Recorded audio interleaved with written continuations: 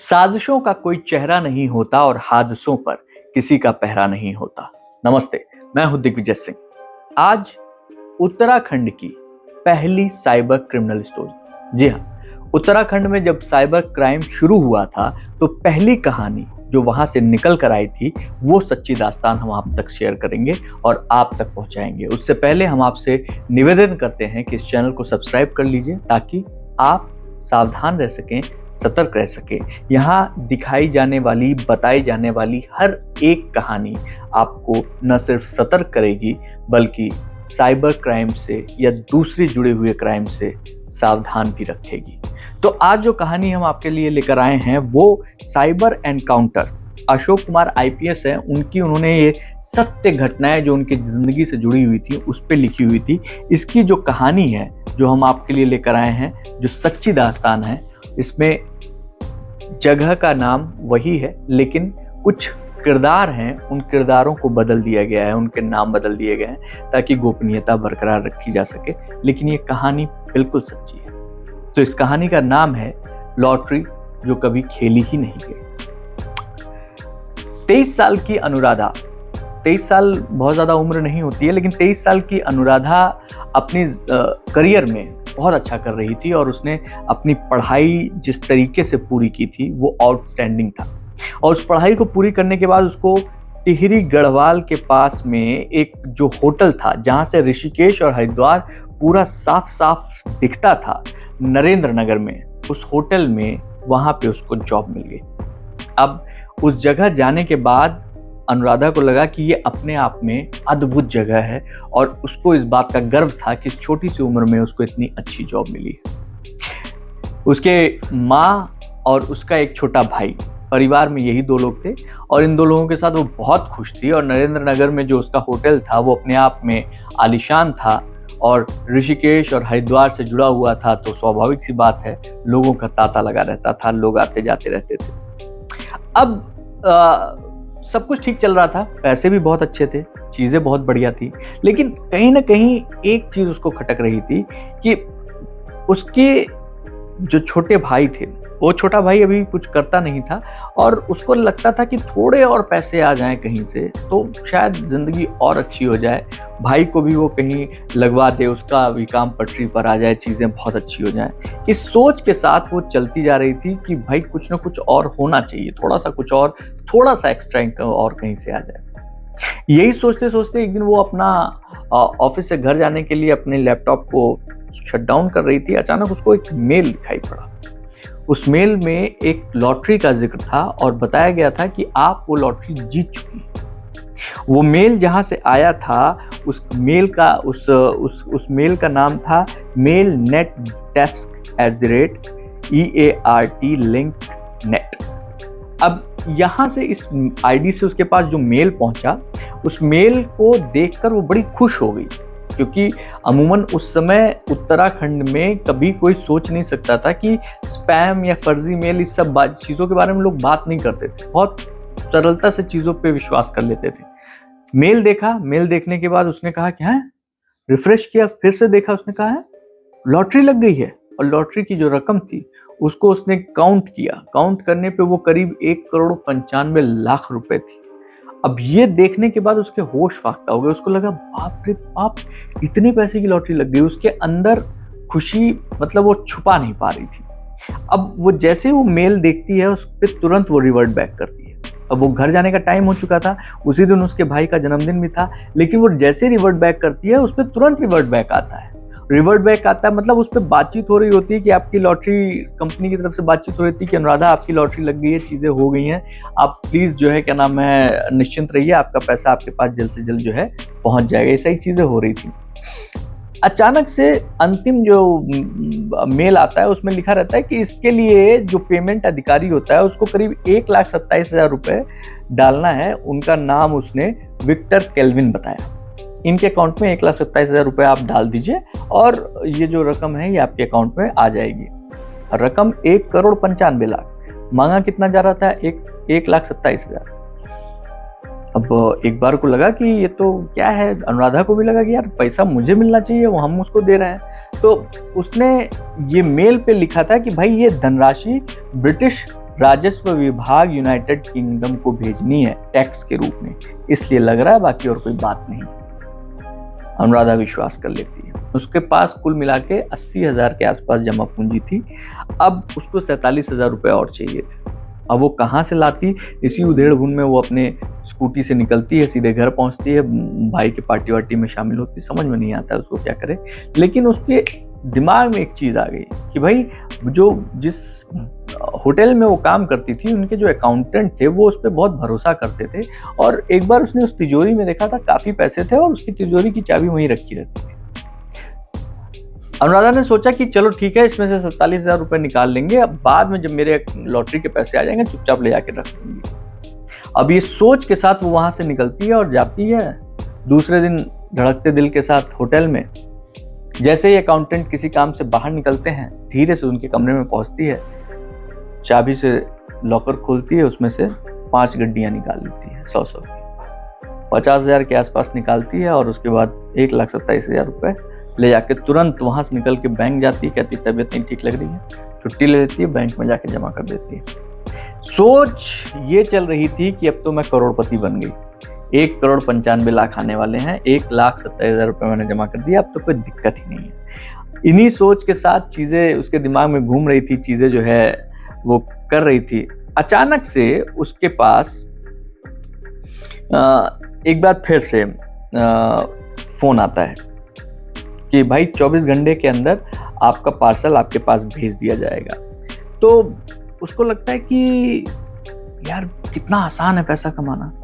एक मेरे बाबा थे जो हमेशा कहते थे कि पैसा मेहनत से ही कमाया जा सकता है बेटा, आसानी से पैसा नहीं निकल सकता है। और एक ये देखो, मैंने मतलब लॉटरी लग गई मेरी बैठे बैठे, मेरे पास 1,95,00,000 2 करोड़ आने वाले हैं। अभी वो अंदर अंदर अकेले में ही खुश हो रही थी क्योंकि वो अपनी अपनी माँ को और अपने भाई को सरप्राइज देना चाहती थी। पिता तो गुजर चुके थे। फिर अचानक से उसके पास एक मैसेज आता है। उस मैसेज में ये लिखा रहता है कि भाई ऐसा है, मिस्टर विलियम जो है वो भारत आ रहे हैं, उन्हीं के हाथ से आपका ये सब कुछ भेजा जा रहा है, आप कुरियर का 1,20,000 रुपया और जमा करवा दीजिए। मिस्टर विलियम भारत आ रहे हैं, वो कहे क्यों भैया, कुरियर ऐसे ही कर दो मिस्टर विलियम। तो उसने बताया कि भैया बहुत बड़ी तनख्वाह है, बहुत बड़ी रकम है लॉटरी की, तो लॉटरी की रकम ऐसे थोड़ी ना भेज सकते हैं। ठीक है, 1,20,000 उसने और डाले। फिर उसके दिमाग में था कि भाई चीजें हो जाएंगी तो सही रहेगा। अचानक से फिर से एक बार फिर उसके पास मेल आता है। उस मेल पे जो है लिखा होता है कि आपको 2,38,500 रुपए और जमा कराने होंगे, जो कि संयुक्त राष्ट्र आतंकवाद विरोधी फाउंडेशन ने ये जो चेक है, ये जो लॉटरी का चेक है, उसने उसको जब्त कर लिया उससे छुड़ाने के लिए। अब वो परेशान हो गई, उसके समझ में नहीं आ रहा था क्या करे, लेकिन वो इतने पैसे निकाल चुकी थी ऑफिस के अपने होटल के लॉकर से कि वो चाहकर भी अभी इस कदम वापस नहीं खींच पा रही थी। उसने फिर से 2,38,000 रुपए निकाले और फिर उसको जमा करा दिया। जमा करने के बाद वहां से मैसेज आता है कि भैया आप जो हैं ऐसा कीजिए, होटल माँ गंगा पहुंचिए। होटल माँ गंगा में एक आपको वहां पे हम मिस्टर माइकल मिलेंगे। मिस्टर माइकल के पास में सारी जानकारी और आपका टिकट है, आप वहां से ले लीजिए। खुशी का ठिकाना नहीं था अनुराधा का। वो दौड़ते हुए, मतलब मिस्टर माइकल के नाम पे वो वहां पहुंचती है तो वहां पे एक साउथ अफ्रीकन आदमी दिखता है कमरा नंबर 205 में। जब उसके पास पहुंचती है तो वो एक ब्रीफकेस सूटकेस खोलता है। उसके अंदर से हरी हरी कुछ पत्तियां रहती हैं, नोट जैसी, लेकिन वो न डॉलर था न पाउंड था। उसमें से एक पत्ती निकालता है और उसके ऊपर कुछ ग्रीन कलर का रसायन था, वो डालता है, और जैसे वो डालता है तुरंत जो है वो $100 के नोट में तब्दील हो गया होता है। उसने फिर उसको देता है अनुराधा को ये $100। कहता है कि भाई देखो, इस तरीके से हमने इसको जो है फॉरेन से, कस्टम से बचा कर यहाँ तक हम लेकर आए हैं। आपको ये जो रसायन है, ये लिक्विड, ये सारे नोट्स हैं, इस पे डालने हैं, डाल के ठंडी जगह पे रख देना है। सुबह तक जो है ये नोट वापस आपके डॉलर में तब्दील हो जाएंगे। अनुराधा सुनती और विश्वास भी कर लेती क्योंकि उसने अभी अपने आंखों से देखा था। लेकिन इसी बीच वो माइकल कहता है कि ऐसा है, मेरे पास 6 शीशियां थी, 4 टूट गई हैं, मुझे वो 4 शीशियाँ लेने दिल्ली से दिल्ली जाना पड़ेगा, आप मुझे 2 लाख रुपए और दीजिए, इसके बारे में पहले से ही बात हो रखी है। अनुराधा, समझ नहीं आता अनुराधा को, लेकिन फिर भी अनुराधा कहती है ठीक है, कल मैं 2 लाख रुपए आपको दे देती हूँ। 2 लाख रुपए फिर अगले दिन जाती है होटल से, वो 2 लाख रुपए और निकालती है और ले जाके उसको देती है। वो आदमी वहाँ से गायब। इधर ये सब कुछ लेके आती है, उस पर जो है लिक्विड डाल के उन अखबारों को फ्रिज में रखती है। सुबह ये सोच रही होती है कि मैं तो बहुत पैसे आने वाले, बहुत पैसे आने वाले, बहुत पैसे आने वाले। और जब सुबह उठती है, फ्रिज खोलती है, तो उसमें एक भी कोई भी नोट नहीं होती। उस लिक्विड बहा होता है, वो जम चुका होता है। बस पहली बार उसको एहसास होता है कि उसके साथ ठगी हो गई।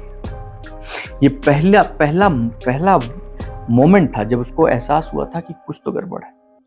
लेकिन यहाँ तक आते आते अनुराधा ने, जिसके पास सिर्फ 80,000 रुपए अपने पैसे थे, उसने 17 लाख रुपए उन ठगों के अकाउंट में ट्रांसफर कर दिए थे।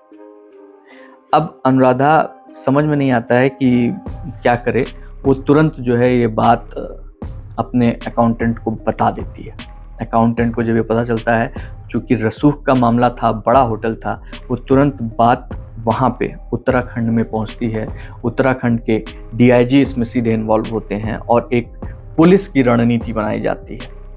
पहला साइबर क्राइम हो रहा था उत्तराखंड का ये, जो पुलिस की नज़र में सामने आया, और पुलिस एक रणनीति बनाती है इस साइबर ठगी को क्रैक करने के लिए। और उस रणनीति में 3 चीज़ें नोट की गई। पहला, कि जिस बैंक में ये रकम जमा कराई गई वो अनुराधा ने जमा कराया था। दूसरा, उस कंप्यूटर का आईपी एड्रेस ट्रेस किया जाए जहां से ये ईमेल आ रहे थे। और तीसरा, जो विक्टर, माइकल और एडवर्ड नाम के लोग थे, इनके जो मोबाइल नंबर ट्रेस किए जाएं जिससे ये लोग अनुराधा के टच में थे। अब इन सारी चीज़ों को ध्यान में रखते हुए पुलिस इन चीज़ों के पीछे पड़ जाती है। इस बीच अनुराधा को कहा जाता है कि तुम लगातार इनके साथ फोन पे बात करती रहो, इनसे कहो कि आपको आगे भी कोई मदद की जरूरत तो बताइए, क्योंकि मुझे मेरे 1,95,00,000 रुपए चाहिए। और अनुराधा को भी ये लगता था अभी भी कि कहीं ना कहीं शायद मेरी लॉटरी लग गई थी, कुछ गड़बड़ हो गया है। पुलिस लगातार इन लोगों को पकड़ने की कोशिश में एकदम छापेमारी मार रही थी, चीजें कर रही थी। पुलिस को कहाँ ट्रेस मिला? पुलिस को ट्रेस मिला मोबाइल से, खातों से, और जहां जहां ट्रेस मिलता गया पुलिस वहां जाती गई। लेकिन जो अकाउंट नंबर थे, वो एक अकाउंट से दूसरे अकाउंट, दूसरे अकाउंट से तीसरे अकाउंट, 8 अकाउंट में पैसे ट्रांसफर हुए। और उन 8 अकाउंट में से कोई अकाउंट गोलगप्पे बेचने वाले का था, कोई अकाउंट चाट टिकिया बनाने वाले का था, एक कुरियर बॉय का अकाउंट था। ये वो गरीब लोग थे जिनको पता ही नहीं था कि उनका अकाउंट मिसयूज हो रहा है। उनसे ये कहा गया कि भैया गवर्नमेंट ने बोला है कि आपके अकाउंट में पेंशन आएगी, टेंशन लेने की बात नहीं है। और कुछ महीने तक उसमें 2-4-10,000 रुपए डाले भी गए, और उसके बाद वो पैसे भी नहीं डाले गए, और वो अकाउंट ये लोग इस तरीके के फर्जीवाड़े में यूज करने लगे। लेकिन पुलिस जब इस पूरे मामले को खंगालती है तो पता चलता है कि उस समय डेटा भी बहुत मुश्किल से मिलता था। जो बातचीत का डेटा है वो भी बहुत मुश्किल से मिलता था।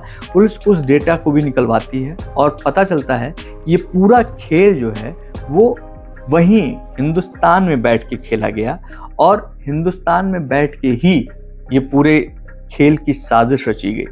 इसमें से एक शख्स के बारे में पता चलता है कि वो मुंबई से एयर इंडिया की फ्लाइट से आ रहा है दिल्ली। अब वो मुंबई से दिल्ली आ रहा था, अनुराधा को लेकर पुलिस पहुंचती है कि उसको देखे, क्योंकि उसने देखा था, उसको देखेगी तो पकड़ में आ जाएगा वो। लेकिन वो पकड़ में नहीं आता है। क्यों?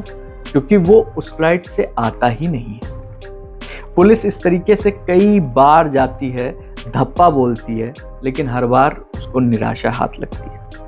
अचानक एक दिन फोन आता है, क्योंकि अनुराधा लगातार मैसेज और मेल के जरिए उनके संपर्क में थी। एक दिन फोन आता है कि ऐसा है मैडम, आपका जो मैसेज आया था उसके हिसाब से आपको वो लिक्विड चाहिए, तो मैं आपको लिक्विड दे दूंगा, 6 लाख रुपए और लगेंगे, आप 6 लाख रुपए की व्यवस्था कर लीजिए, आप आ जाइए, हम आपको जगह बता देंगे, हम लोग वहां पे मिल लेते हैं।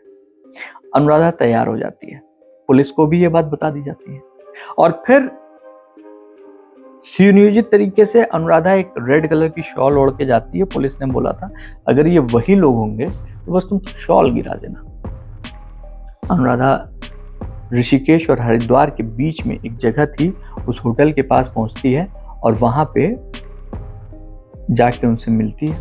और जब वो मिलती है तो फिर जैसे ही उनके पास पहुंचती है, वो पहुंचते ही देखती है और पहचान जाती है। तुरंत अपना रेड शॉल वो गिरा देती है। पुलिस के लिए एक बहुत बड़ा सबूत था, बहुत बड़ा इशारा था।